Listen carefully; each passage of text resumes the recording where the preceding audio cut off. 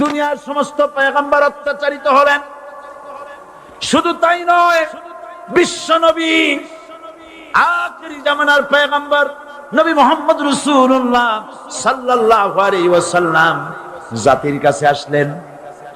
তিনি এসে বললেন, ইয়া আইয়ুহান নাস কুলু লা ইলাহা ইল্লাল্লাহ। প্রথম দাওয়া শুনছেন কথা? রাসূলুল্লাহ বলছেন, ও জাতি, আমার রাসূল তো মক্কার রাসূল না শুধু, মদিনার রাসূল না শুধু, আর ভাষাভাষীদের রাসূল না শুধু, আমার নবী কি নবী? চিল্লায় বলে। তাই তিনি বলেছেন, ও বিশ্বের মানবতা, বিশ্বের মানব গোষ্ঠী, যদি মুক্তি পেতে চাও, নাজাত পেতে চাও, উচ্চারণ করো, বিশ্বাস করো, আমল করো, বলো লা ইলাহা ইল্লাল্লাহ। জোরে পড়েন, লা ইলাহা ইল্লাল্লাহ, লা ইলাহা ইল্লাল্লাহু মুহাম্মাদুর রাসূলুল্লাহ। আবু জাহেল বুঝছিল কলেমার অর্থ? কথা বলেন না কেন? আবু জাহেল বুঝছিল? উতবা, সাইবা, মুগিরার গোষ্ঠীরা বুঝছিল? বুঝেছে। তারপরে তারা চিন্তা করলো যে সর্বনাশ তো করছে, লা ইলাহা, কোন ইলাহ নাই, আইনদাতা নাই, বিধানদাতা নাই, তাহলে আমরা কি ঘরে বসে বসে কি করবো? উনি নতুন একজন ইলাহ নিয়ে আসছে, আল্লাহ ছাড়া কোন ইলাহ নাই, তাহলে আমাদের কাজটা কি? প্রথমে তারা চেষ্টা করলো যে একটু দেখি নরম নরম ভাবে হয় নাকি। চলে গেল আবু তালেবের কাছে, আসে না হাদিসে বললো, আবু তালেব, তুমি তো কুরাইশদের নেতা, তোমার ভাইয়ের ছেলে কয়টাই কি? কি আশ্চর্যজনক কথা! লা ইলাহা ইল্লাল্লাহ, আল্লাহ ছাড়া কোনো ইলাহ নাই, তা আমরা করব কি?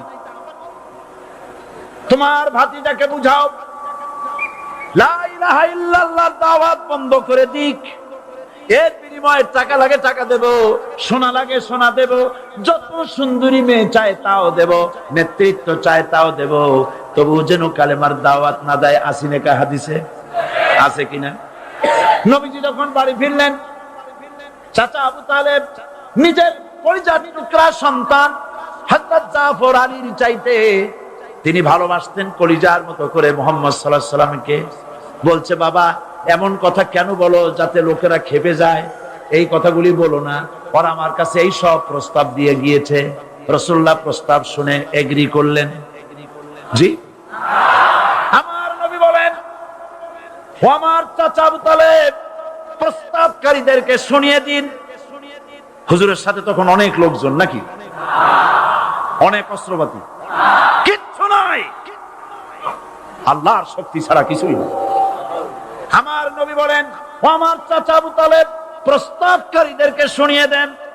যেটা দেওয়া সম্ভব সেটা তো দূরের কথা, যেটা দেওয়া সম্ভব নয় তাও যদি তারা দিতে পারে আমারে, যেমন আকাশের সূর্যটা ধরে এনে ওরা যদি আমার ডান হাতে তুলে দেয়, আকাশের পূর্ণিমার চাঁদটা ধরে যদি বাম হাতে আমার তুলে দেয়, এর বিনিময়ে এক মুহূর্তের জন্য তাওহীদের দাওয়াত আমি বন্ধ করে দেব না। সুবহানাল্লাহ। রাসূল করিম সাল্লাল্লাহু আলাইহি ওয়াসাল্লাম তাদের এই প্রস্তাবকে যখন গ্রহণ করলো না, কাফেরেরা বুঝলো। আমি আগেই বলেছি, তিন শ্রেণীর লোক বাধা দিয়েছে। কয় শ্রেণী? প্রথম শ্রেণী কি? রাষ্ট্র শক্তি, তাদের হাতে অস্ত্রপাতি তো খুব শক্তি, আর তারা একবার ক্ষমতায় যায়, ওরা মনে করে এই ক্ষমতা থেকে আমাদেরকে কেউ নামাইতে পারবে না। বিংশ শতকের শ্রেষ্ঠ মুজাদ্দিদ আল্লামা সৈয়দ আবুল আলা মওদুদী রাহমাতুল্লাহ আলাইহি তিনি এক জায়গায় লিখেছেন, স্বৈরাচারীরা তার পতনের সমস্ত ছিদ্র বন্ধ করে, কিন্তু একটা ছিদ্র বন্ধ করতে পারে না, মনের ভুলে সেই ছিদ্রটা থেকেই যায়, যেই ছিদ্র দিয়ে আসলে তার পতনটা হবে। ক্ষমতায় গিয়ে মনে করে চিরকাল ক্ষমতায় থাকবো। ভারতের প্রধানমন্ত্রী পণ্ডিত জওয়াহরলাল নেহেরু রাঁচি পাগলাগারদে গিয়েছেন, মেন্টাল হসপিটাল। পাগলেরা নেহেরুকে দেখে আশ্চর্য হয়ে গেছে, এত সুন্দর মানুষ, মাথায় কিস্তি টুপি, গায়ে শেরওয়ানি, মুসলমানি ড্রেসই আলাদা, যদিও তিনি হিন্দু ছিলেন, পরেছেন মুসলমানি ড্রেস। শেরওয়ানি কাদের পোশাক? কাদের পোশাক? হাতে ছড়ি নিয়ে হাঁটা স্টাইল করে, সুন্দর পাজামা, সুন্দর টুপি, সুন্দর সাজসজ্জা করে মুসলমানদের ড্রেস। এই ড্রেস পরে তিনি গিয়েছেন, সবসময় যে ড্রেস তিনি পরতেন। পাগলেরা জিজ্ঞেস করছে, তুমি কে গো? উনি বলছেন, আমারে চেনো নাই? আমি ভারতের প্রধানমন্ত্রী পণ্ডিত জওয়াহরলাল নেহেরু। পাগলেরা বলছে, ও সেই কথা। আমরাও যখন এই বিটালে আসছিলাম, এই তোমার মতো লম্বা লম্বা কথা আমরাও বলছি। থাকো আমাদের সাথে কিছুদিন, তোমার মাথাও ঠান্ডা হয়ে যাবে। ক্ষমতায় যারা থাকে, ক্ষমতার মোহে চতুর্দিকে অন্ধকার দেখে, মনে করে আমার পতন আর হবে না। কিন্তু তোমাকে বধিবে যে গোকুলে বাড়ি শেষে। গাড়ির চাকা সব সময় উপরে থাকে না। গাড়ির চাকা সব সময় উপরে থাকলে গাড়ি তো চলবেই না। গাড়ির চাকা ঘোরে বলেই তো গাড়ি চলে। সুতরাং এই উপরে, তোমার চাকা উপরে এখন আছে বলে, তোমার দলের চাকা উপরে আছে বলে যারা মানুষের উপরে জুলুম করছো, আলেমদেরকে ধরতেছো, মুসল্লিদেরকে ধরে ধরে জেলে ঢুকাচ্ছ, সময় আসবে এমন ইন্দুরের কষ্ট অপমানা পালাবার জন্য।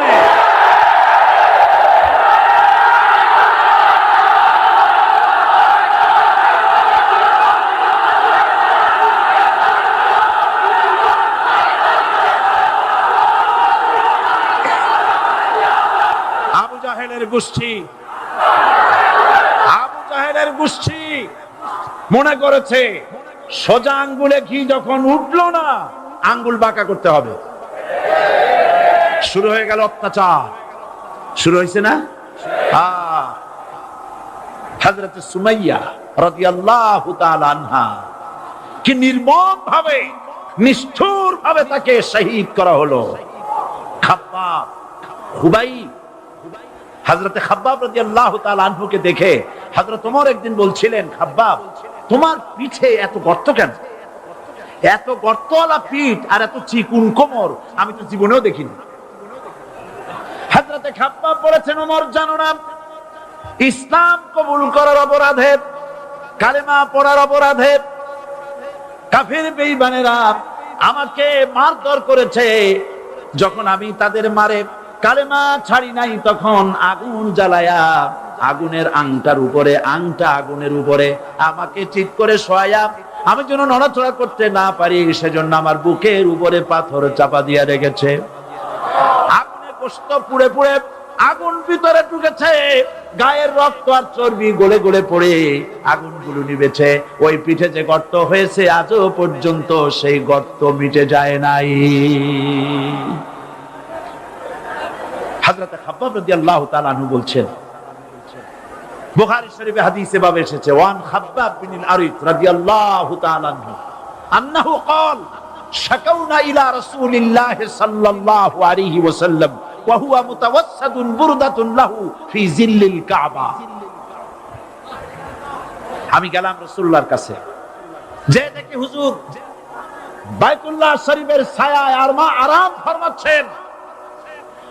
আমি কাছে গিয়ে বললাম, আলা তাস্তানসিরু লানা, আলা তাদউ লানা ইয়া রাসূলুল্লাহ।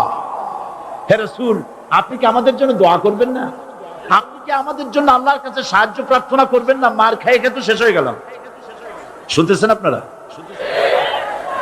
আল্লাহর নবী উঠে বসলেন, বললেন, খাব্বাব শোনো, তোমাদের আগে যারা এই পৃথিবীতে এসেছিলেন দ্বীনের দাওয়াত দেওয়ার জন্য,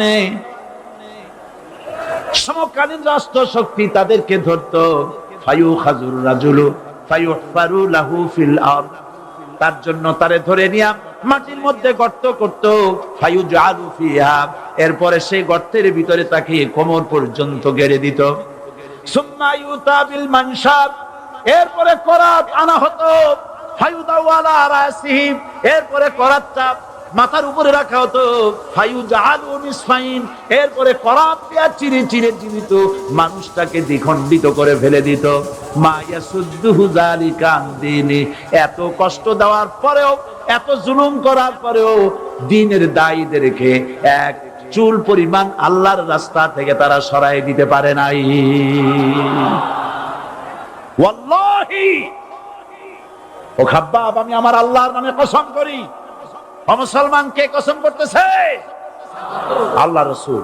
আমি আমার আল্লাহর নামে কসম করি, ওয়াল্লাহি লা ইউতাম্মান্নাল্লাহু হাযাল আমর হাত্তা ইয়াসির আর-রাকিবু মিন সানা ইলা হাদরামাউত। সেদিন বেশি দূরে নয়, ইয়েমেনের রাজধানী সানা থেকে শুরু করে সৌদি আরবের হাদরামাউত পর্যন্ত হাজার হাজার মাইল এই দীর্ঘ পথে যুবতী নারী তার সৌন্দর্যের পশ্চা নিয়া, আর ধনাঢ্য ব্যক্তিরা সওদাগরেরা তাদের টাকা পয়সা নিয়া একাকে নিয়ে অথবা দলবদ্ধ ভাবে মানুষেরা যাতায়াত করবে। লা ইয়াখাফু ইল্লাল্লাহ, মানুষের মনের মধ্যে কোনো ভয় থাকবে না। এমন একটা সময় আসবে, ওয়ালাকিন্নাকুম তাস্তাজিলুন, অথচ তোমরা বড্ড তাড়াহুড়ো করছো। তাড়াহুড়ো করো না, অপেক্ষা করো, ধৈর্য ধরো, মার খাও, জেলে যাও, শহীদ হও, আল্লাহর রাজ কায়েম হবেই হবে।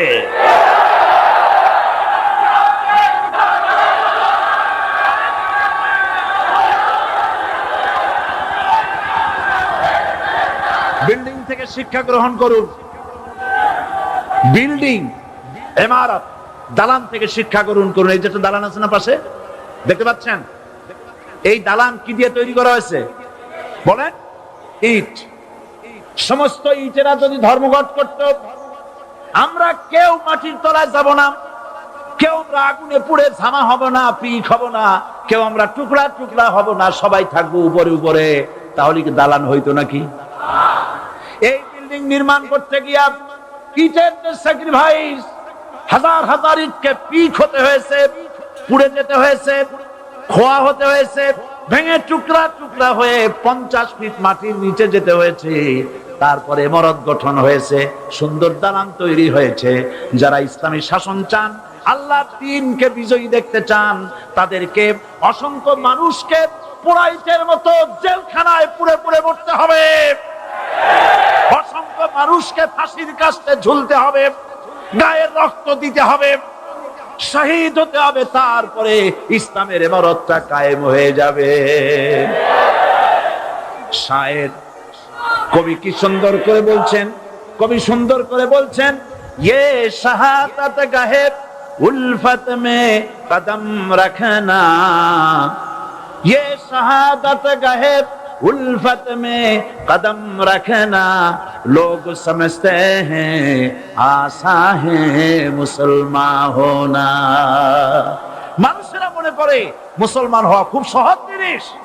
না, মুসলমান হওয়ার অর্থ হলো শাহাদাতের ঈদগাহে শামিল হয়ে যাওয়া।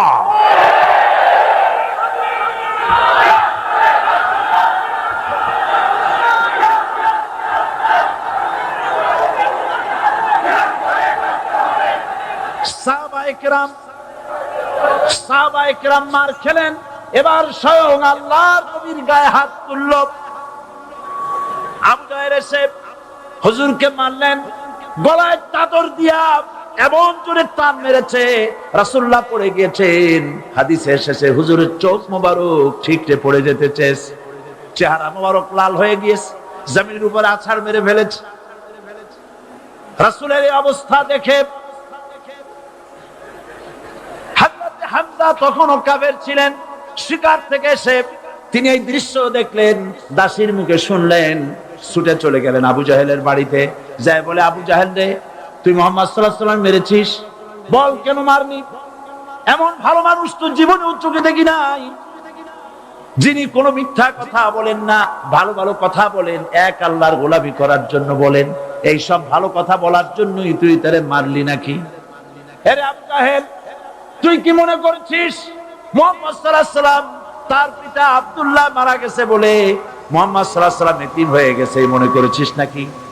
জেনে রাখ, মুহাম্মদ সাল্লাল্লাহু আলাইহি ওয়াসাল্লামের পিতা আব্দুল্লাহ মারা গেছে, কিন্তু চাচা হামজা তো মরে যায় নাই। হাতের ধনুক দিয়া এমন জোরে আঘাত মারলেন, আবু জাহেলের মাথা ফেটে রক্ত ফিনকি দিয়ে বেরিয়ে এলো। হযরতে হামজা ঘরে ফিরে এসে রাসূল করিম সাল্লাল্লাহু আলাইহি ওয়াসাল্লামের মস্তক মোবারক কোলে উঠায় নিলেন আর বললেন, বাবা, তোমাকে মেরেছে বলে আমি আবু জাহেলের মাথাটা ফাটাই দিয়ে আসছি, তুমি খুশি হও। হুজুর বলছেন, চাচা কার মাথা ফাটাইছো এইটা বলে আমারে খুশি করতে পারবা না। হযরত হামজা বলেন, তুমি কি হলে খুশি হবে? হুজুর বলেন, হামজা চাচা গো, আমি খুশি হব যদি একটিবার চাচা তোমার মুখে শুনতে পাই ঈমানের কালেমা। হযরত হামজা বলেন, মুহাম্মদ সাল্লাল্লাহু আলাইহি ওয়াসাল্লাম, আমি বুঝতে পেরেছি তুমি কোনো সাধারণ মানুষ নও। সাধারণ মানুষ হলে পরে তুমি প্রতিশোধে বিশ্বাসী হতে, খুশি হতে। প্রতিশোধে বিশ্বাসী হও নাই, তুমি অবশ্যই আল্লাহর নবী, কোনো সন্দেহ আমার নাই। তুমি সাক্ষী থাকো, আমি পড়ে নিলাম, লা ইলাহা ইল্লাল্লাহু মুহাম্মাদুর রাসূলুল্লাহ। জোরে পড়ে, লা ইলাহা ইল্লাল্লাহু মুহাম্মাদুর রাসূলুল্লাহ। ঘাবড়াবার কারণ নাই। এর অর্থ এই নাই যে আপনারা কালেমার দাওয়াত দিবেন আর রাষ্ট্র শক্তি আপনারে পিটাইতেই থাকবে, আপনার কোনদিন আপনার সুদিন ফিরে আসবে না। বিষয়টা কি এমন না? আমার আল্লাহর ওয়াদা শুনুন, ওয়ালা তাহিনু ওয়ালা তাহজানু ওয়া আনতুমুল আলাউনা ইন কুনতুম মুমিনিন।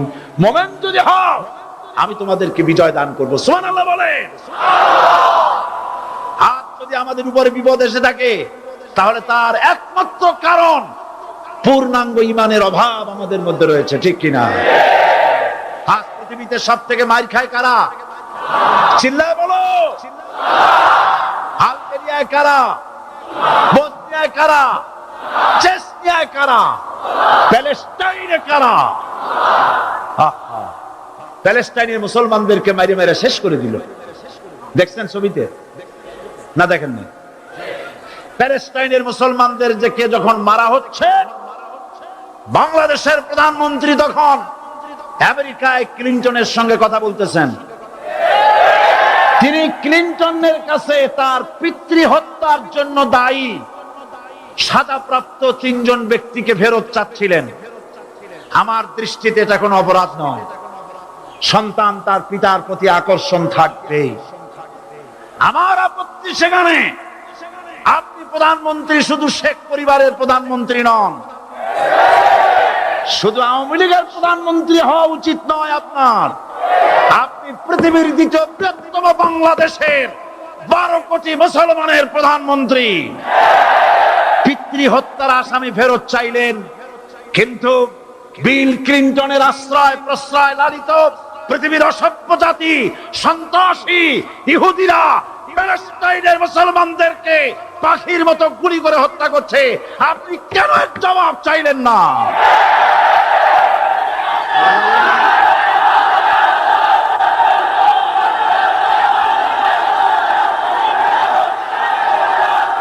জবাব জবাব আপনি চাইতে পারবেন না, কারণ মুনাফিকদের সাহস হয় না, সাহস হয় মুমিন ব্যক্তি।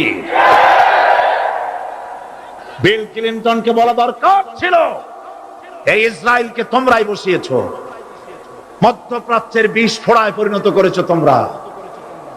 তবে হ্যাঁ, যুরিবাত আলাইহিমুজ যিল্লাতু ওয়াল মাসকানা ওয়া বাউ বিগাদাবিন মিনাল্লাহ। আল্লাহর গজব আসবে, ইহুদিরা পৃথিবী থেকে নিশ্চিহ্ন হবেই হবে ইনশাআল্লাহ। দেখেছেন তাকায়া প্যালেস্টাইনে ইসরায়েলিরা হেলিকপ্টার, গানশিপ, কামান, বোমা নিক্ষেপ করছে, আর প্যালেস্টাইনের শিশু, কিশোর, যুবকেরা ইহুদিদের নিক্ষিপ্ত বোমা আর কামানের মোকাবেলা করতেছে পাথর দিয়ে।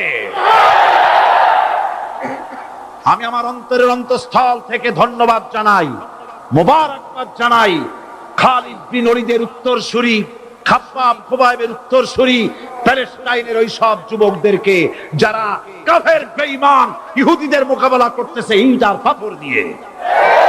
আর আমি আমার অন্তরের অন্তঃস্থলের সমস্ত ঘৃণা দিয়ে আমি ধিক্কার জানাই পৃথিবীর মুসলিম শাসকদেরকে, যারা মুসলমানদের মার দেখে চুপ করে যারা বসে আছে।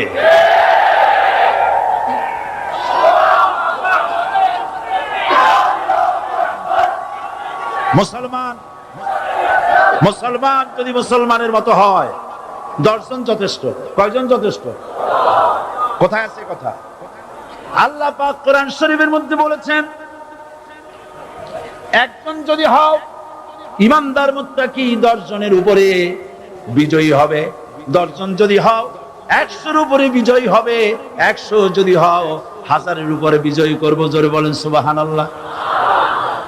কবি বলতেছেন, ফিজায়ে বদরে পয়দা কুন ফেরেশতে তেরি নুসরত কো উতার সকতে গর্দু সে কতর আন্দর কতর আবি। বদরের মুসলমানদের মতো ঈমান আনো, তাহলে আকাশ থেকে কাতারে কাতারে ফেরেশতা নাজিল করে দিয়ে আল্লাহ পাক তোমাদেরকে সাহায্য করবেন। সুবহানাল্লাহ। সে আল্লাহ আছে না নাই? জোরে বলেন, আছে না নাই?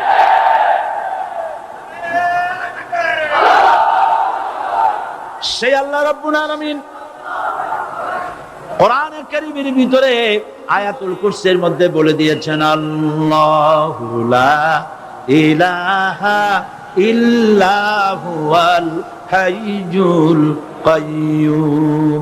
প্রাণ খুলে সবাই পড়েন, বসা মানুষ, দাঁড়ানো মানুষ। আল্লাহু লা ইলাহা ইল্লা হুয়াল হাইয়ুল কাইয়্যুম। আল্লাহ রাব্বুল আলামিন, তিনি ছাড়া কোনো ইলাহ নাই, তিনি সার্বভৌমত্বের মালিক, কেউ নাই আল্লাহ ছাড়া। এই কথা মানুষকে ঘোষণা করতে হবে। বাধা, এই কথা বললেই বাধা দেবে কয় শ্রেণীর লোক? 3 শ্রেণীর। প্রথম শ্রেণী হচ্ছে কে? রাষ্ট্রশক্তি। আজও তারা বাধা দিচ্ছে। আল্লাহর আইন দিয়ে দেশ চালাও, তারা তাদের মন মর্জি মোতাবেক আইন দিয়ে দেশ চালাবে। আল্লাহ পাক বলছেন, আলা আলাহুল খালকু ওয়াল আমরু। সৃষ্টি যার, আইন চলবে তার। কারো বাবার আইন চলতে পারে না, নিজেদের তৈরি করা আইন চলবে না। ইনিল হুকমু ইল্লা লিল্লাহ। একমাত্র আইন চলবে কার? এই আইন রাসূল করিম সাল্লাল্লাহু আলাইহি ওয়াসাল্লাম মদিনায় কোরআন দিয়ে প্রতিষ্ঠিত করেছিলেন। আল্লাহর বিধান, আল্লাহর সার্বভৌমত্ব কায়েম করেছিলেন। কোরআন সংবিধান হলো, চুরি বন্ধ হলো, ডাকাতি বন্ধ হলো, জেনা বন্ধ হলো, হত্যা বন্ধ হলো, ধর্ষণ বন্ধ হলো, সব কিছু বন্ধ হয়ে গিয়ে মুসলমানেরা শান্তি লাভ করলো, পৃথিবীর মানুষ শান্তি লাভ করলো। সুবহানাল্লাহ ওয়া বিহামদিহি। আর মুসলমানেরা শত্রু চেনে না, বন্ধু চেনে না। বন্ধুকে বানায়েছে শত্রু, শত্রুকে বানায়েছে বন্ধু। কে বন্ধু কে শত্রু চিনাই দিবেন কে? আল্লাহ। বলেন, কে দিবেন? আল্লাহ রাব্বুল আলামিন কোরআনে কারীমের মধ্যে পরিষ্কার করে বলেছেন, লাতাজিদান্না শাদ্দান নাসি আদাওয়াতান লিল্লাযীনা আমানুল ইয়াহুদা ওয়াল্লাযীনা আশরাকু। আল্লাহ পাক বলছেন, হে রাসূল, মানুষের ভিতরে 2টা শ্রেণী মুমিনদের জন্য সবথেকে জঘন্য দুশমন। কয়টা শ্রেণী? 2টা। একটা হলো ইহুদ, আর একটা হলো মুশরিক। একটা হলো ইহুদি, আর একটা হলো মুশরিক। এটা হলো তোমাদের দুশমন। আর আজ আমাদের দেশে, পৃথিবীর বিভিন্ন দেশে মুসলমানেরা মুশরিকদের সঙ্গে সম্প্রীতি বাড়াচ্ছে, মুসলমানদের সাথে শত্রুতা বাড়াচ্ছে। আজ আমার দেশে পূজা পার্বণে বাধা নাই। পূজা পার্বণে বাধা আছে? পূজা পার্বণে বাধা নাই। বাধা কোথায়? কোরআন শরীফের তাফসীর মাহফিলে। কোরআনের তাফসীরের মাহফিলে বাধা দেওয়া হচ্ছে। গান বাজনায় 144 ধারা নাই, কিন্তু কোরআন শরীফের মাহফিলে 144 ধারা দেওয়া হচ্ছে। যারা দিচ্ছে তারা আবার ওমরাও করে, হজও করে। ওরা আমাদের বলে আমরা নাকি ধর্মের নামে রাজনীতি করি। বলে না, আমরা নাকি ধর্মের নামে রাজনীতি করি। আমি বলি, ধর্মের নামে আমরা রাজনীতি করি না, আমরা ধর্মীয় রাজনীতি করি।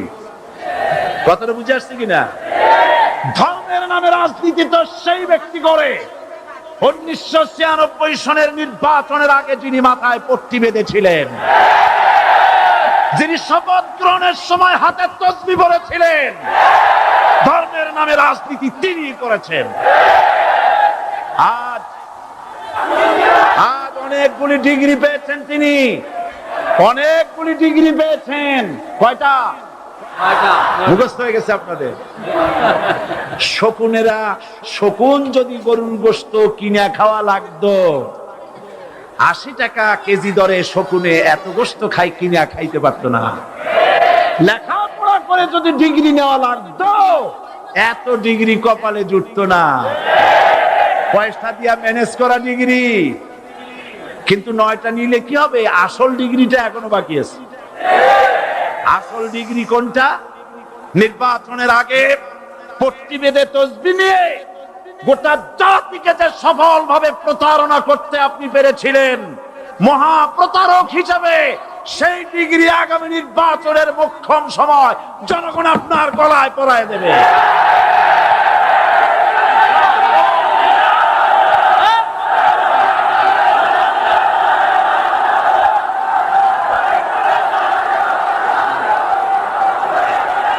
সুতরাং ধর্মের নামে রাজনীতি নয়, আমরা ধর্মীয় রাজনীতি করি, আমরা এই কোরআনের রাজনীতি করি। এই কোরআন নিয়ে বাঁচতে চাই, এই কোরআন নিয়ে মরতে চাই। এই কোরআন থেকে আমাদেরকে বিচ্ছিন্ন করতে চায় কাফের, বেঈমান, মুশরিকেরা। ও আমার জাতি, কোরআন থেকে যারা বিচ্ছিন্ন করতে চায়, তোমরা কি তাদের বিরুদ্ধে জিহাদের জন্য প্রস্তুত থাকবে?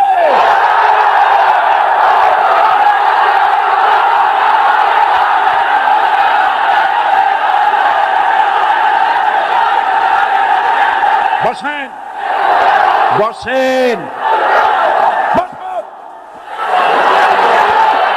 বসেন, বসেন। আমি বুঝতে পেরেছি বিষয়টা কি। আসরের পরের থেকে বসা তো, সুযোগ পাইয়া খাড়া হইয়া কোমর সোজা করলেন। বসেন, সবাই বসেন। কোমর সোজা হয়ে গেছে, বসেন।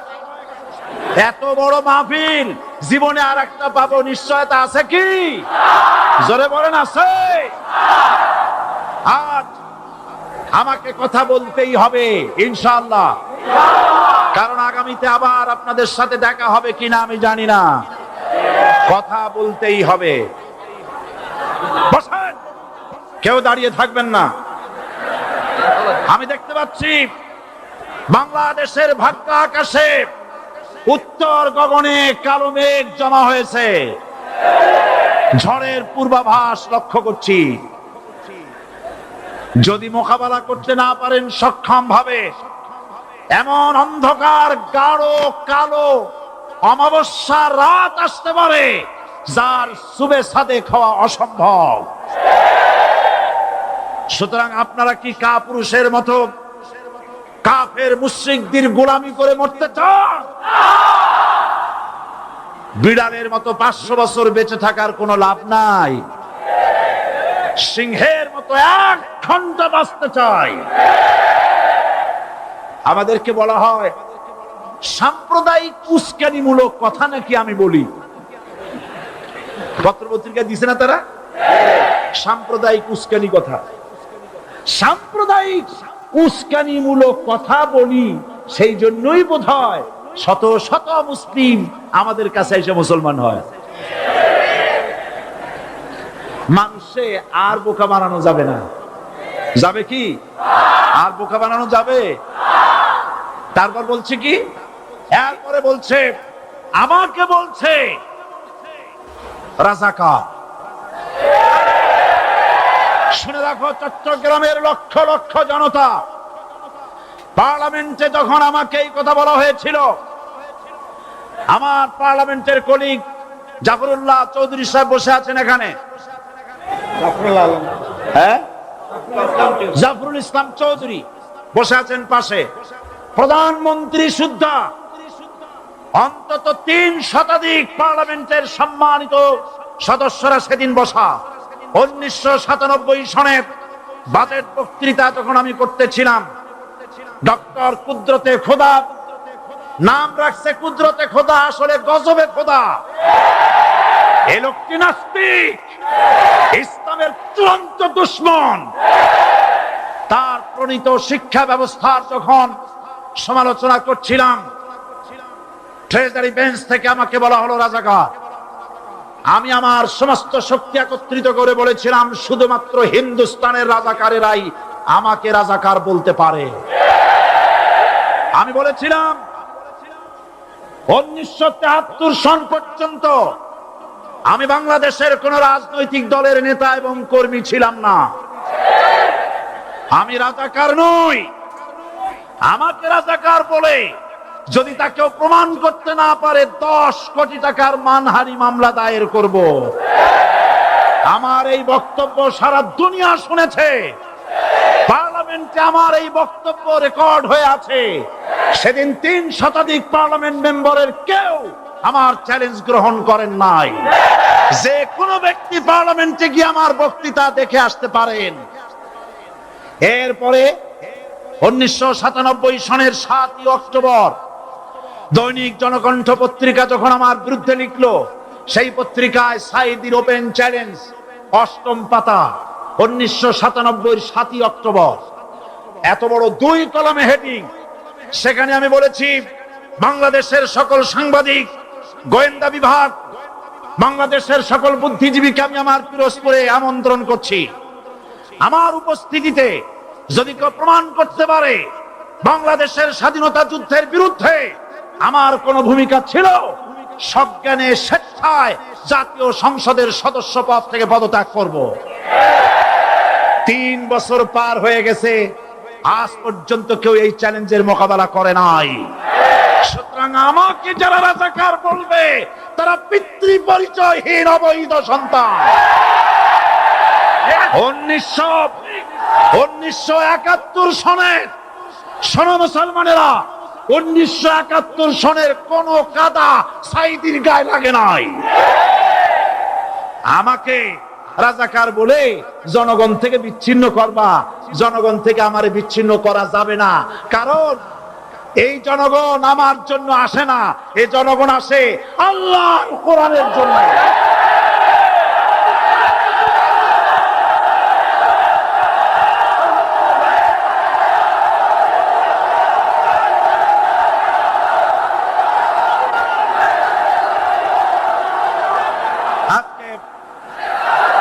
ইসলামের কথা বলে, যারা ইসলামের কথা বলে তারাই রাজাকার, তারাই মৌলবাদী।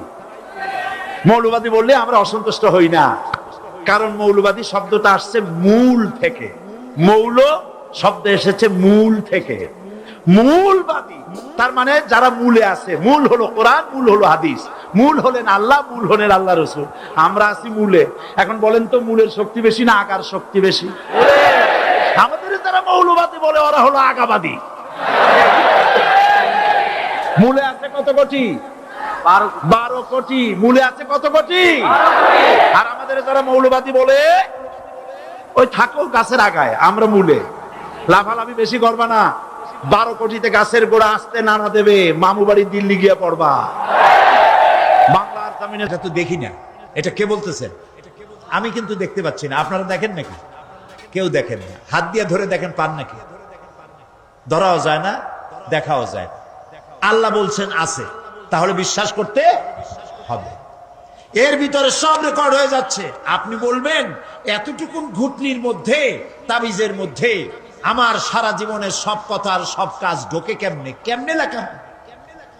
তাহলে পাল্টা প্রশ্ন করি, আপনার মোবাইলের সিম কার্ডে এত ফোন নাম্বার, এত ইমেল, এত কি বলে, এত টেক্সট, এত কিছু, আপনার আরো কি জানি আছে, মেসেজ দেওয়াটা হাবিজাবি আছে না, অনেক কিছু খুশি শুনতে, এগুলো কেমনে হয়? ছোট্ট একটা সিম কার্ডের মধ্যে কেমনে হয়? শত শত টেলিফোন নাম্বারের মধ্যে ঢুকে যায়। আমার একটা টেলিফোন দিয়ে মোবাইল দিল, কোথা থেকে দিল? লিসবন। কোথায়? কি আন্দাজে কষ্ট। লিসবন হচ্ছে পর্তুগালের রাজধানী। পর্তুগালের রাজধানী, সেখানে প্রোগ্রাম ছিল, ওরা আমাকে একটা মোবাইল দিল। এটি যে কত ফাংশন আল্লাহ ভালো জানে, আমি এখনো শিখতে পারি নাই। এত ফাংশন, এতটুকু একটা মোবাইলের মধ্যে। কম্পিউটার, কম্পিউটারের ছোট্ট একটা মাইক্রোচিপ যন্ত্র, যে কম্পিউটার ব্যবহার করা এখন বাচ্চা ছেলেপেলেরাও জানে। এটা একটা পৃথিবীর বিস্ময়। এই কম্পিউটার, আপনি যান ব্যাংকে, কম্পিউটারের ছোট্ট সেই মাইক্রোচিপসের মধ্যে সারা চট্টগ্রামের সমস্ত মানুষের টাকা লেনদেন, ট্রানজেকশন, এর যা কিছু আপনি করেছেন সব কিছুর হিসাব এখানে রয়েছে, আছে না? তাহলে এতটুকুন একটা মাইক্রোচিপসের মধ্যে এত সহস্র কোটি কোটি টাকার হিসাবপত্র, লেনদেন, এই ছোট্ট জিনিসের মধ্যে ঢুকাবার মতো জ্ঞান মানুষের মাথায় দিছে কে? বলেন কে? সেই আল্লাহই তো গলায় ঝুলায় রাখছে। তাহলে এটা সম্ভব না? সম্ভব কি না? সম্ভব। এখন এই কথাগুলি বলে আল্লাহ মানুষের ক্ষতি করছেন না উপকার করছেন? উপকার করেছেন। এইটা যদি আমার বিশ্বাসে থাকে যে আমার গলার কাছে এরকম একটা সিম কার্ড আছে, একটা সিম আছে মোবাইলের মতো, এটা মনে করেন মোবাইলের একটা সিম গলায় ঝুলানো আছে, এটা সব উঠতেছে, যা বলেন তাই ওঠে, যা করেন তাই ওখানে লেখা হয়। সুবহানাল্লাহ। এই বিশ্বাস যদি আমার হয়, আমি ভালো মানুষ হয়ে যেতে পারবো। সুবহানাল্লাহ বলে আমি খারাপ কাজ করতেই পারবো না। এই জন্য আল্লাহ পরকালের এই কথাগুলি কোরআনে কারীমের মধ্যে এত বেশি করে বলেছে। মানুষের চরিত্রবান হওয়ার জন্য আল্লাহর ভয়, পরকালে বিশ্বাস, এর থেকে বড় ওষুধ পৃথিবীতে আর নাই। সব লেখা হচ্ছে, মানুষ বিশ্বাস করে না, এ হলো মূল কথা। যতক্ষণ মাহফিলে থাকে কেমন লাগে? এই যে বসে আছেন ঘন্টার পর ঘন্টা, কেমন লাগে? কোন বেহেশতের মতো। বাড়ির কথা মনে আছে? এখন বউর কথা মনে ওঠে? ছেলে মেয়ের কথা মনে ওঠে? সুবহানাল্লাহ কইতে ইচ্ছা করে না? মাজালিসুল ইলম হিয়া রাউযাতুম মিন রিয়াদিল জান্নাহ। এখানে ইলম আলোচনা করা হচ্ছে, কোরআন আলোচনা করা হচ্ছে। এটা তো রজব আলী প্যারেড ময়দান নয়, এটা জান্নাতের টুকরা হয়ে গিয়েছে। বেহেশতের বাগানে বসে আছেন।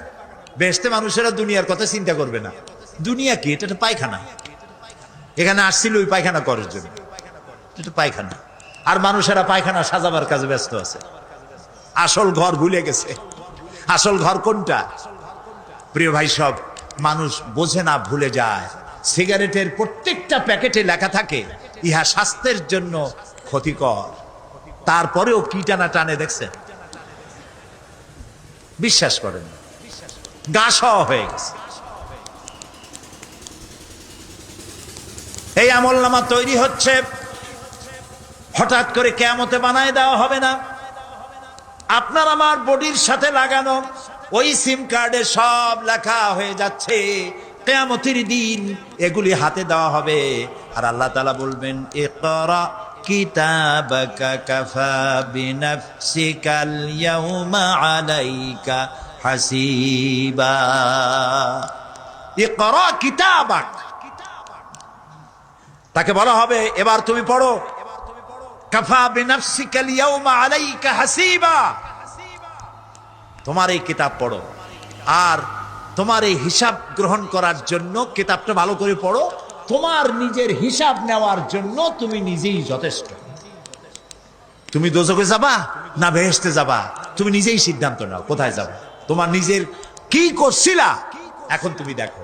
এই জন্য আমি বলি মাঝে মধ্যে আমরা এখন হিসাব করতে পারি এখানে বসিয়া আমাদের কি হওয়া উচিত। ছোটবেলার কথা মনে আছে? নাই? মনে নাই? এই যে স্কুল থেকে পলাইছিলেন, তারপরে 2 দিন পর স্কুলে গিয়ে হাজির হয়েছেন। মাস্টার জিজ্ঞেস করলো গতকাল আসো নাই কেন? তখন বললেন মা বলেছেন আমার নাকি পেটে ব্যথা হয়েছিল। এইসব স্কুল ফাঁকি দেওয়া, মার খাওয়া, মানুষের বাড়ির লিচু খাইতে গিয়ে চুরি করিয়া কিল খাওয়া, এইসব ছোট ছোট কথা মনে পড়লে এখনো হাসি পায়। এসব কথা মনে আছে না? ছোট ছোট কথা, ছোট ছোট কথাগুলি যদি মনে থাকে তাহলে কোন হোটেলে, কোন বাগানে, কোথায় কোন পাপ করেছেন তা মনে নাই। এখন নিজে হিসাব করেন জায়গা কোথায় হওয়া উচিত, পাপ করেছেন কত, ভালো কাজ করেছেন কত, নিজে হিসাব করে দেখেন কোন দিকে যাবেন। আমরা নিজেরাই যথেষ্ট হিসাবের জন্য। আল্লাহ তাই বলবেন কিয়ামতের দিন, ইকরা কিতাবা, তোমার কিতাব তুমি পড়ো, তোমার হিসাব নেওয়ার জন্য তুমিই যথেষ্ট। আহারে, আল্লাহ রাব্বুল আলামিন বলেন وأشرقت الأرض بنور ربها ووضع الكتاب وجاء بالنبيين والشهداء بينهم بالحق وهم لا يظلمون পৃথিবী তার রবের নূরের ঝলকানিতে উদ্ভাসিত হবে। সুবহানাল্লাহ, সুবহানাল্লাহ।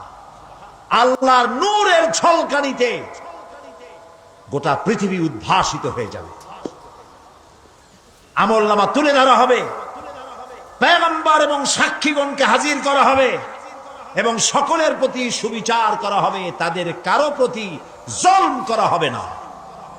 আল্লাহ গ্যারান্টি দিচ্ছেন কারো প্রতি জুলুম করা হবে না।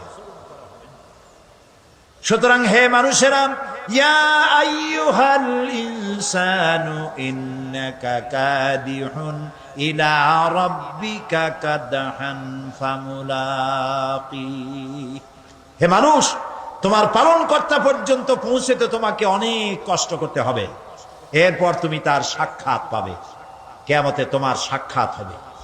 কাজী তোমার নিজের আমলকে সুন্দর করে আমলকে তৈরি করে নাও।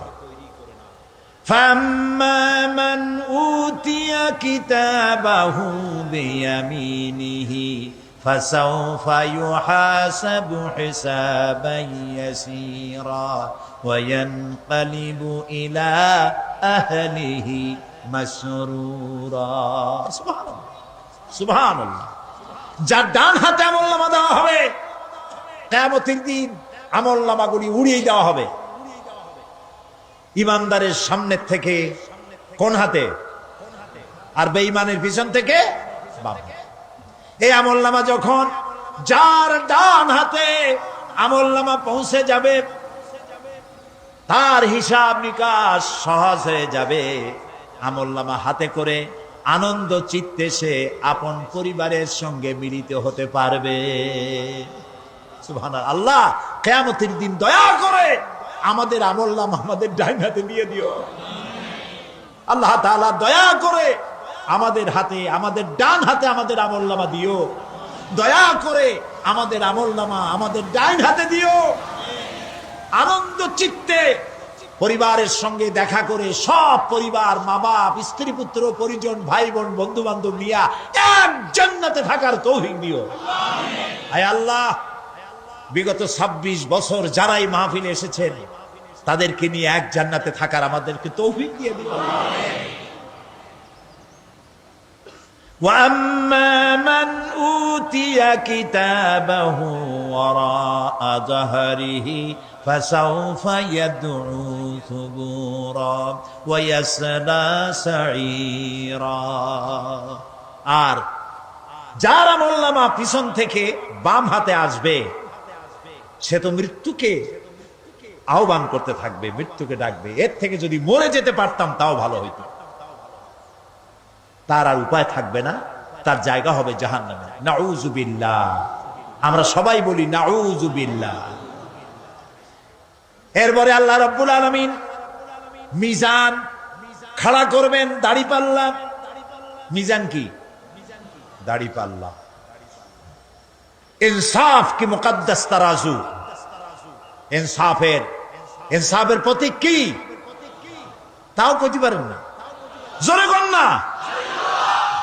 এটা হচ্ছে ইনসাফের প্রতীক। সুপ্রিম কোর্ট ঢাকা,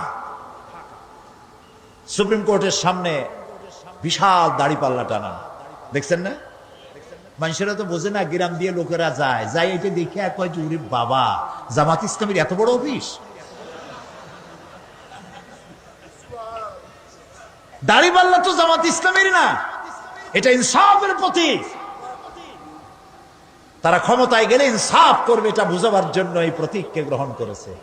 আল্লাহ যেন ইনসাফ করার তৌফিক দিয়ে দেয়। বলেন আমিন, জোরে বলেন আমিন। কিয়ামতের দিন এই দাড়িপাল্লা মিজান আল্লাহ তাআলা প্রতিষ্ঠিত করবেন এবং এই মিজানে যার পুণ্য পাল্লা ভারী হবে সে কৃতকার্য, আর যার পাল্লা হালকা হবে, আহা, সব শেষ। আল্লাহ রাব্বুল আলামিন বলেন, وَنَضَعُ الْمَوَازِينَ الْقِسْطَ لِيَوْمِ الْقِيَامَةِ فَلَا تُظْلَمُ نَفْسٌ شَيْئًا وَإِنْ كَانَ مِثْقَالَ حَبَّةٍ مِّنْ خَرْدَلٍ أَتَيْنَا بِهَا وَكَفَى بِنَا حَاسِبِينَ। আমি কিয়ামতের দিন ন্যায় বিচারের মানদণ্ড স্থাপন করব। তখন কারো প্রতি অবিচার করা হবে না। যদি কোনো আমল সরিষার দানা পরিমাণ হয়, আমি তা হাজির করব। সুবহানাল্লাহ, সুবহানাল্লাহ। এবং হিসাব গ্রহণের জন্য আমি যথেষ্ট। এবং হিসাব মানুষেরা মনে করবে, এত মানুষ আদম আলাইহিস সালাম থেকে নিয়ে পর্যন্ত, এখান থেকে নিয়ে কিয়ামত পর্যন্ত সব মানুষেরই তো উঠবে, সে কোন হিসাব হবে নাকি? একজন একজন করে হিসাব হবে। আল্লাহ বলছেন, আল্লাহ সারিউল হিসাব, দ্রুত হিসাব নিতে সক্ষম। আল্লাহ নিজের কানে নিজে শুনবেন, অন্যের মাধ্যমে নয়, নিজে শুনবেন। প্রত্যেক আর আসামির কাছ থেকে, লোকদের কাছ থেকে তার বক্তব্য শুনবেন। ভায়া মিডিয়া শুনবেন না, নিজেই শুনবেন। আল্লাহর কান আছে না, চোখ আছে না? লোকেরা এই যে বইপত্রে লেখে আল্লাহ হচ্ছে নিরাকার, কত বড় বাজে কথা। আল্লাহ নিরাকার, আমরা এমন এক আল্লাহর ইবাদত করি, তিনি আমাদের কিছু শুনতে পান না, কান টান নাই। তিনি আমাদের কিছু দেখতে পান না। এরকম নাকি আল্লাহ তাআলা? আল্লাহ তাআলা কোরআন শরীফে বলেছেন, আল্লাহর হাত, আল্লাহর পা, আল্লাহর চোখ, আল্লাহর মুখ। তবে এগুলি কি রকম? আল্লাহর হাত, পা, চোখ কেমন, আকারটা কেমন? এর একটাই জবাব। কয়টা জবাব? জোরে বলেন। একটাই জবাব, আল্লাহর যেমন হওয়া উচিত তেমন। সুবহানাল্লাহ বলে, সুবহানাল্লাহ বলে। এর থেকে আর কোনো জবাব নাই। এই একটাই জবাব, আল্লাহর যেমন হওয়া উচিত ঠিক তেমন। লাইসা কামিসলিহি শাইউন, আল্লাহর অনুরূপ, আল্লাহর মতো আকাশেও কিছু নাই, জমিনেও কিছু নাই। এটা আমাদের ঈমান, এটা আমাদের কি? সুতরাং তিনি জুলুম করবেন না এবং হিসাব নেবেন, আর যথার্থ হিসাব নেবেন। সেখানে কারো প্রতি কোনো জুলুম করা হবে না। وَمَنْ خَفَّتْ مَوَازِينُهُ فَأُولَئِكَ الَّذِينَ خَسِرُوا أَنفُسَهُمْ بِمَا كَانُوا بِآيَاتِنَا يَظْلِمُونَ। আর যাদের পাল্লা হালকা হবে, তারা তো শুধু নিজেদেরই ক্ষতি সাধন করবে, কেননা তারা আমার আয়াত সমূহকে অস্বীকার করত। আল্লাহরে যারা অস্বীকার করত, আখেরাত নাই, কিয়ামত নাই, বেহেশত নাই, কবরের মধ্যে কোনো শাস্তি নাই, কবরের কোনো প্রশ্ন নাই, এগুলি যারা বলতো, তারা কিয়ামতে ক্ষতিগ্রস্ত হবে। এখন কিয়ামতের দিন মিজান আমরা হালকা করতে চাই না ভারী করতে চাই? জবাব চাই। কি করবেন? যদি ভারী করতে চান, নেক আমল বেশি বেশি করবেন। আর একটি হাদিস শোনাবো, যেই হাদিসের ভিতরে পাল্লা ভারী করার মতো কথা নবীজি বলেছেন। শুনবেন নাকি? বুখারী শরীফের শেষ হাদিস। আল্লাহর নবী বলেন, কালিমাতানে হাবিবাতানে ইলার রহমান খাফিফাতানে আলাল লিসান সাকিলাতানে ফিল মিজান সুবহানাল্লাহি ওয়া বিহামদিহি সুবহানাল্লাহিল আযীম। নবীজি বলেন, দুইটা কালেমা, দুটি শব্দ আল্লাহর কাছে খুবই প্রিয়, মুখে উচ্চারণ করা একেবারেই হালকা। আর কিয়ামতের দিন এই শব্দ দুটি দিয়ে আল্লাহ রাব্বুল আলামিন মিজানের পাল্লাকে ভারী করে দিবে। সেই শব্দ দুটি হলো, পড়েন আমার সাথে, সুবহানাল্লাহি ওয়া বিহামদিহি সুবহানাল্লাহিল আযীম। সবাই পড়েন, সুবহানাল্লাহি ওয়া বিহামদিহি সুবহানাল্লাহিল আযীম সুবহানাল্লাহি ওয়া বিহামদিহি সুবহানাল্লাহিল আযীম। জান্নাতের ভিতরে মানুষের কোনো দুঃখ থাকবে না, কাদের দুঃখ থাকবে না? জান্নাতীদের। কথা কি শোনেন? সাথে সাথে ঠাস ঠাস করে জবাব দিতে পারেন না কেন?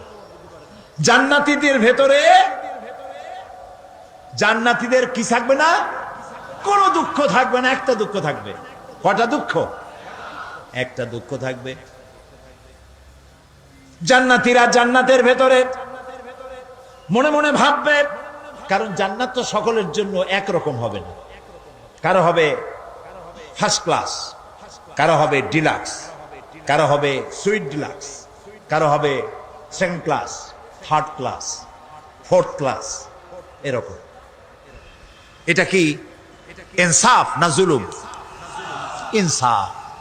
আপনি খালি নামাজ পড়ছেন, রোজা রাখছেন, হজ করছেন, জাকাত করছেন, জাকাত দিছেন, হালাল হারাম বাইসা করছেন, আপনারে যে জান্নাত দেওয়া হবে, ওই ব্যক্তি যিনি তাহাজ্জুদের নামাজ পড়েছেন, কোরআন বুঝেছেন, কোরআন প্রতিষ্ঠার জন্য আন্দোলন করেছেন, জেল খেটেছেন, জরিমানা দিয়েছেন, ফাঁসির মঞ্চে চড়েছেন, তার জান্নাত আর আমার জান্নাত সমান হওয়া কি উচিত?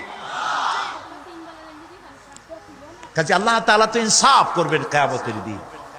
নবীদের, সাহাবীদের, তারপরে দ্বীনের জন্য যে যত পরিশ্রম করেছেন তার পুরস্কারটা সেরকমই হবে। এই জান্নাতীর ভিতরে, জান্নাতীদের মধ্যে কোনো দুঃখ থাকবে না, একটি দুঃখ ছাড়া। তারা মনে মনে ভাববেন, রব্বুল আলামিন, অমুক অমুক সময় চায়ের দোকানে বসে আড্ডা মেরেছিলাম, বাসের মধ্যে ঘন্টার পর ঘন্টা বসেছিলাম, আজে বাজে চিন্তা করেছি, সময় চলে গেছে ঘন্টার পর ঘন্টা। ওই সময়গুলিতে যদি তোমার নামের জিকির করতাম, তেলাওয়াত করতাম, তাহলে জান্নাতের ভিতরে আজ আমি আরো ভালো ভালো জায়গা পাইতাম। হাদিস শরীফে এসেছে, কিয়ামতের দিন জান্নাতীদেরকে আল্লাহ বলবেন, তেলাওয়াত করো আর উপরে উঠতে থাকো, তেলাওয়াত করো আর উপরের দিকে উঠতে থাকো, ধীরে ধীরে পড়ো, ধীরে ধীরে তেলাওয়াত করো। ধীরে ধীরে তেলাওয়াত করতে করতে তোমার তেলাওয়াত জান্নাতের যে স্তরে গিয়ে শেষ হবে, জান্নাতের ওই জায়গা তোমার জন্য বরাদ্দ হবে। এখন যার মুখস্থ সাদি খালি কুল্লু আল্লাহ আর ইজাজা নাসরুল্লাহ, দুই পাও দিয়েই বসে থাকে, আহারে কোরআন শরীফ মুখস্থ করেন, আল্লাহ যেন আমাদেরকে মুখস্থ করার তৌফিক দেন, বলেন আমিন। এজন্য উৎসাহ থাকা দরকার। উৎসাহ হইলেই আপনি পারবেন। জেহেন শক্তি সকলেরই কম বেশি আছে, চেষ্টা করলেই পারবেন। সেই জন্য আমি বলতে চাই, কিয়ামতের দিন জান্নাত যদি আল্লাহ তাআলা দয়া করে আমাদেরকে নসিব করায় দেন, যদি বলবো না, বলবো আল্লাহ তুমি দয়া করে আমাদেরকে জান্নাত দিও, বলেন আমিন।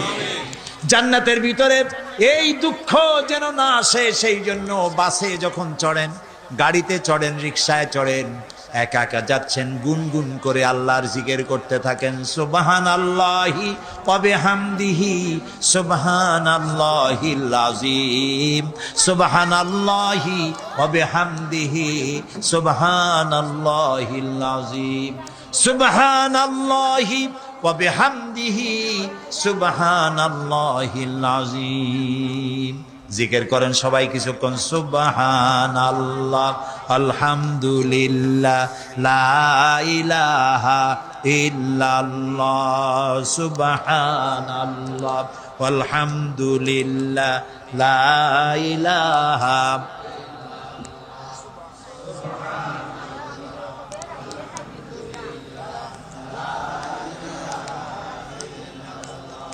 ভালো লাগে না? মজা লাগে না? প্রাণ খুলে বলেন, সুবহানাল্লাহ ওয়ালহামদুলিল্লাহ, লা ইলাহা ইল্লাল্লাহ, সুবহানাল্লাহ ওয়ালহামদুলিল্লাহ, লা ইলাহা, লা ইলাহা ইল্লাল্লাহ, মুহাম্মাদুর রাসূলুল্লাহ। প্রিয় ভাই সব, এরপরে আল্লাহ তাআলা বলেছেন সিরাতের কথা। কিয়ামতের দিন সিরাত, কোন সিরাতের নাম শোনেন নাই? কথা না কইলে বুঝি কি? শুনছেন? সিরাত। এই সিরাত বলতে বোঝানো হয় এক ঝুলন্ত সেতুকে, যা দোজখ এবং বেহেশতের মাঝখানে সেতু বন্ধন। কিয়ামতের দিন সকল মানুষকে এই সেতু পার হতে হবে। তখন মুমিন ব্যক্তিরা সফলভাবে তা পার হয়ে যাবে। আর এ কাজে ব্যর্থ হবে যে ব্যক্তি ব্যর্থ হবে সে জাহান্নামে নিক্ষিপ্ত হবে। আল্লাহ আল্লাহ আল্লাহ আল্লাহ রাব্বুল আলামিন বলেন, ওয়া ইম মিনকুম ইল্লা ওয়ারিদুহা কানা আলা রাব্বিকা হাতমান মাকদিয়া সুম্মা নুনাজ্জিল্লাযীনা ইত্তাকাও ওয়া নাযারুয-যালিমিনা ফীহা জিসিয়া। তোমাদের মধ্যে সকলেই তা পার হবে। এটা আপনার রবের ফয়সালা, আপনার আল্লাহর ফয়সালা। এরপর আমি খোদা বিরুদ্ধে উদ্ধার করব, আর জালিমদেরকে সেখানে নত জন অবস্থায় ছেড়ে দেব, মানে জাহান্নামের মধ্যে নিক্ষিপ্ত হবে, আর ঈমানদারেরা পার হয়ে চলে যাবে। সুবহানাল্লাহ। আল্লাহ তাআলার জন্য দয়া করে আমাদেরকে সিরাত বিজলি গতিতে, বৈদ্যুতিক গতিতে আল্লাহ যেন আমাদেরকে পার করে দেন। বলেন আমিন, সবাই বলেন আমিন। এরপরে শাফাত, শেষ দিবসের প্রতি বিশ্বাসী প্রত্যেক ব্যক্তি সুপারিশ বা শাফাতের বিষয়টা বিশ্বাস রাখতে হবে। দুটি শর্তের ভিত্তিতে শাফাত হবে।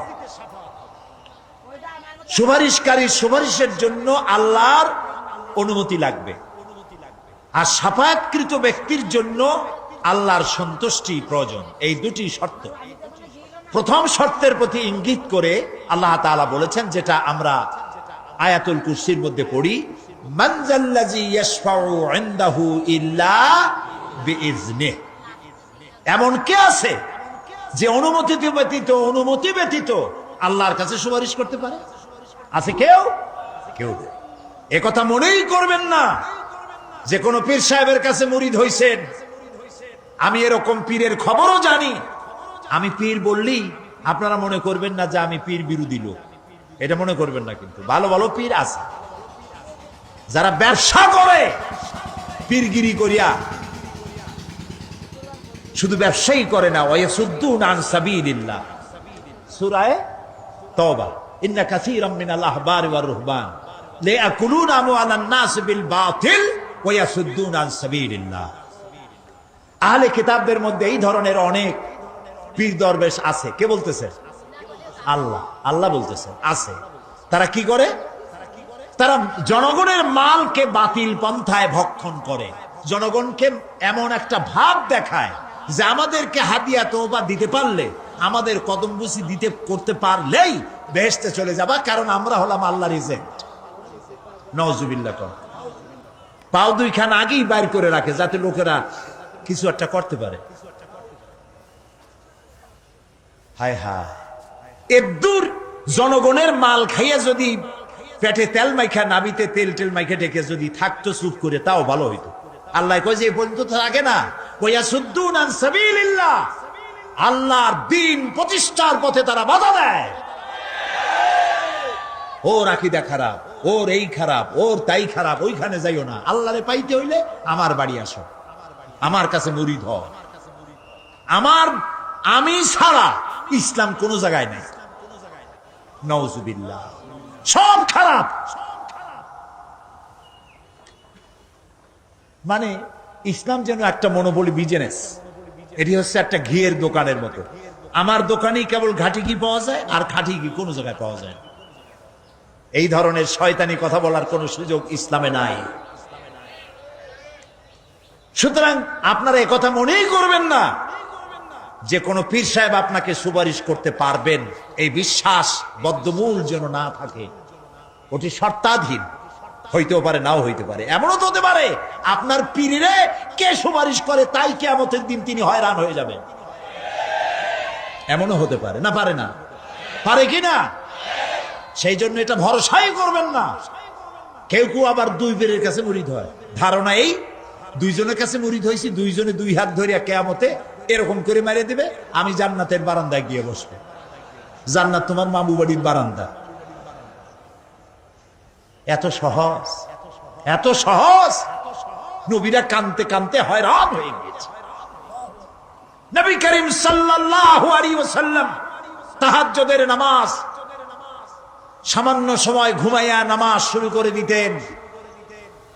সূরা বাকারা শেষ, আলে ইমরান শেষ, সূরা নিসা শেষ, মায়েদা শেষ, আরাফ শেষ।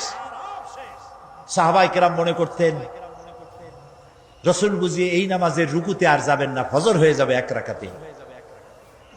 যখন রুকুতে যেতেন মনে হতো আর উঠবেন না, যখন সেজদায় যেতেন মনে হতো ইন্তেকাল করেছেন। হযরত আয়েশা বলেছেন, আমাদের মা জগৎ জননী হযরত আয়েশা রাদিয়াল্লাহু তাআলা আনহা বলেছেন, রাসূলুল্লাহ সেজদায় পড়ে যেভাবে কাঁদতেন, চুলার উপরে হাড়ি তুলে দিলে ভাত রান্না করার সময় যেমন একটা আওয়াজ হয়, ভাতের হাড়িতে শোনেন নাই আওয়াজ, রাসূলুল্লাহর কলিজার ভেতর থেকে কান্নার গুমরে আওয়াজ এভাবে উত্থিত হতো। সকাল বেলায় জুতা পায়ে পড়তে পারতেন না, পাও মোবারক ফুলে বড় হয়ে যেত। বেহেশত এত সহজ। প্রিয় ভাই সব, মান যাল্লাযী ইয়াশফাউ ইনদাহু ইল্লা বিইজনি, কার ক্ষমতা আছে আল্লাহর পারমিশন ছাড়া কথা বলে সুপারিশ করে? আল্লাহ রাব্বুল আলামিন সুপারিশ করার জন্য যাকে পারমিশন দিবেন আর যার জন্য দিবেন মাত্র সেই ব্যক্তি শুধু তার জন্যই সুপারিশ করতে পারবে, নিজের ইচ্ছা মতো কারোর জন্য সুপারিশ করতে পারবে না। আমাদের জাতির পিতা নাম কি? সব সময় মনে রাখবেন, আদৌ ভুলবেন না। এই প্রশ্নে কোনো আপোষ নয়। জাতির পিতা কে? হযরত ইব্রাহিম আলাইহিস সালাম কিয়ামতের দিন আল্লাহ রাব্বুল আলামিনের দরবারে ফরিয়াদ করবেন, রব্বুল আলামিন আমার আব্বাজানের জন্য সুপারিশ করি, তুমি দয়া করে তাকে জাহান্নাম থেকে বাঁচায়া দাও। রব্বুল আলামিন বলবেন, ইব্রাহিম তোমার এই সুপারিশ মঞ্জুর হলো না। ইব্রাহিম আলাইহিস সালামের সুপারিশ মঞ্জুর হবে না। আল্লাহ তাআলা বলবেন, ইব্রাহিম আজর তোমার পিতা হতে পারে, কিন্তু আমার খলিলকে আগুনে ফেলার ষড়যন্ত্রে লিপ্ত ছিল, আমি তারে ক্ষমা করব না। নবী করিম সাল্লাল্লাহু আলাইহি ওয়াসাল্লামকে প্রশ্ন করা হয়েছে, রাসূল আপনার মা বাপের অবস্থা কি হবে? রাসূলুল্লাহ বলেছেন, কিয়ামতের দিন আমি আমার মা বাপের কোনো উপকারে আসব না। রাসূলুল্লাহ কাঁদতেছিলেন, সাহাবায়ে কেরাম কাঁদতেছিলেন। বিষয়টা এত সহজ নয়। দ্বিতীয় শর্ত হলো ওয়ালা ইয়াশফাউনা ইল্লা লিমান ইরতাদা ওয়া হুম মিন খাশিয়াতিহি মুশফিকুন। আল্লাহ তাআলা যার প্রতি সন্তুষ্ট তারা কেবল তার জন্যই সুপারিশ করতে পারবে। বস্তুত সেদিন তারা আল্লাহর ভয় সকলেই ভীত সন্ত্রস্ত থাকবে। কি এর সুপারিশ? ভয়ের চোটে থাকবে অস্থির। সব পয়গম্বর নফসি নফসি বলে চিল্লাবে, বলবে আল্লাহ আমারে বাঁচাও, আমারে বাঁচাও। মুসা আলাইহিস সালাম, নূহ আলাইহিস সালাম, ইব্রাহিম আলাইহিস সালাম, ইয়াকুব আলাইহিস সালাম, সব নবীরা কানবেন, বললে আল্লাহ আমারে বাঁচাও, আমারে বাঁচাও। সেই দিন মাত্র এক ব্যক্তি উম্মতের জন্য কাঁদবেন, সুপারিশ করতে পারবেন, উম্মতের জন্য কাঁদবেন, তার নাম বিশ্বনবী মুহাম্মাদুর রাসূলুল্লাহ সাল্লাল্লাহু আলাইহি ওয়াসাল্লাম। এই জন্য নবী কিয়ামতের দিন তিনি যেন আমাদের সুপারিশ করেন, এজন্য আল্লাহর দরবারে আমাদের দোয়া করতে হবে, আল্লাহ তাআলা নবীর সুপারিশ আমাদের জন্য তুমি নসিব করে দাও। আল্লাহ তাআলা কিয়ামতের দিন তোমার নবী আমাদেরকে যেন উম্মত বলে পরিচয় দেয়। এই জন্য কারোর উপর ভরসা টরসা করবেন না, নিজের আমলটা ভালো করে গঠন করেন। আল্লাহ তাআলা কোরআন শরীফে বলেছেন, ইয়া আইয়ুহাল্লাযীনা আমানু আবতাগু ইলাইহিল ওয়াসিলা, হে বিশ্বাসীরা তোমরা ওসিলা তালাশ করো। এইটার একটা ভুল অর্থ করেছে লোকেরা, তারা বলেছে ওসিলা তালাশ করো মানে পীর ধরো। আবার বলে কি, যার পীর নাই তার পীর শয়তান। নাউযু বিল্লাহ। তাহলে ইমাম আবু হানিফা রহমতুল্লাহ আলাইহির পীর কে? ইমাম শাফির পীর কে? সাহাবায়ে কেরামদের পীর কে? কাজে এই সমস্ত বেয়াদবি কথা আদৌ বলা উচিত নয়, এগুলি বেয়াদবিপূর্ণ কথা।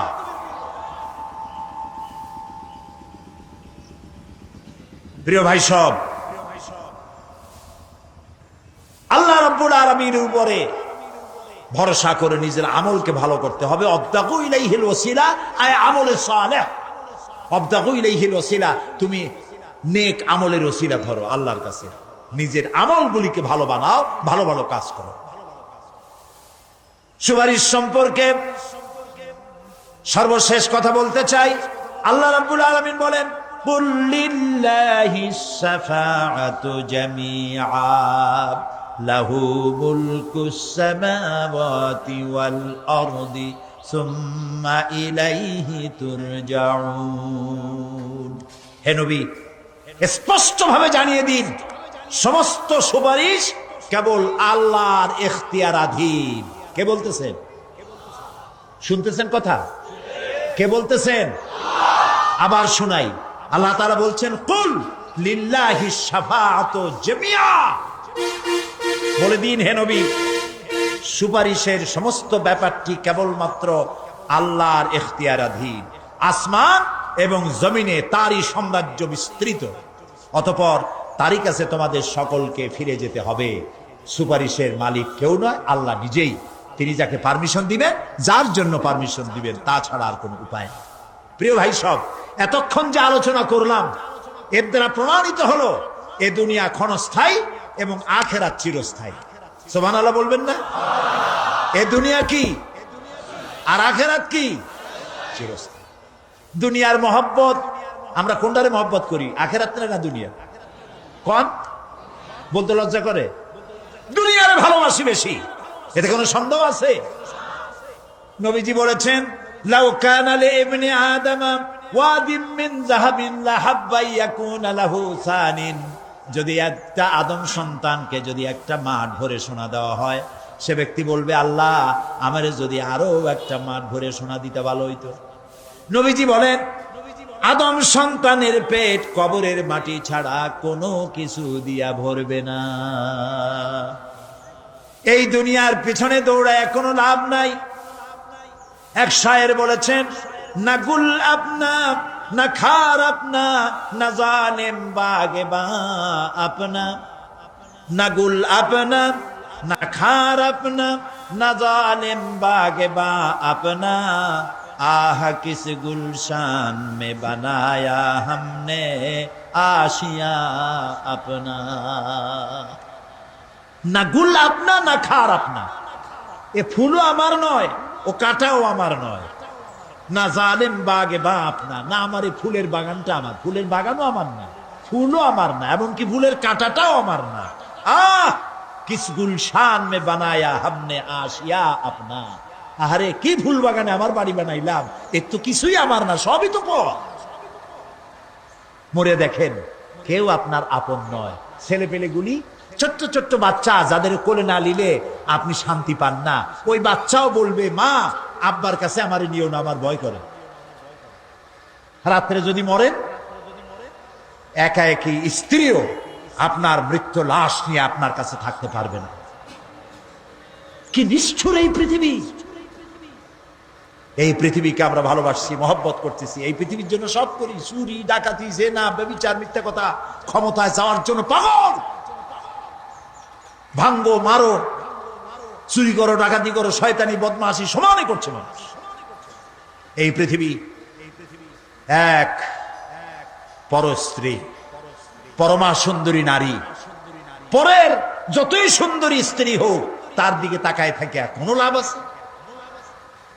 তাও কইতে পারলেন না, কোন লাভ আছে? এ লাভ কি? ওর তো বিয়ে হয়ে গেছে।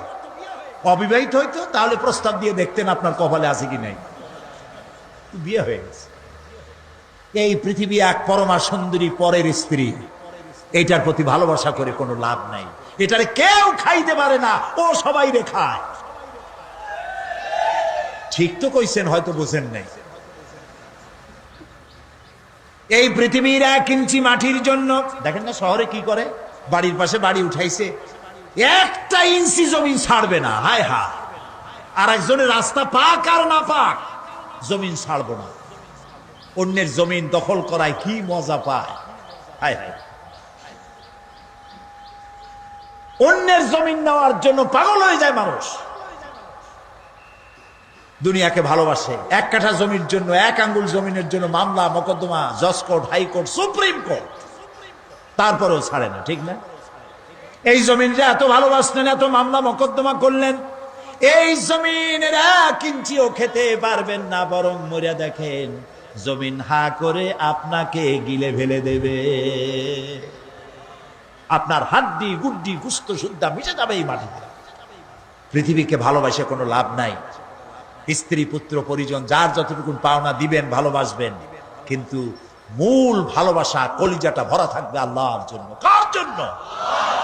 স্ত্রীর ভালোবাসা স্ত্রীকে দিবেন, মায়ের শ্রদ্ধা, বাপের শ্রদ্ধা, সন্তানের ভালোবাসা আলাদাভাবে দিবেন। আর সব থেকে যিনি ভালোবাসা পাওয়ার দাবিদার, তার জন্য রাতের বেলায় জাগুন, সিজদা দিয়ে কাঁদতে থাকুন।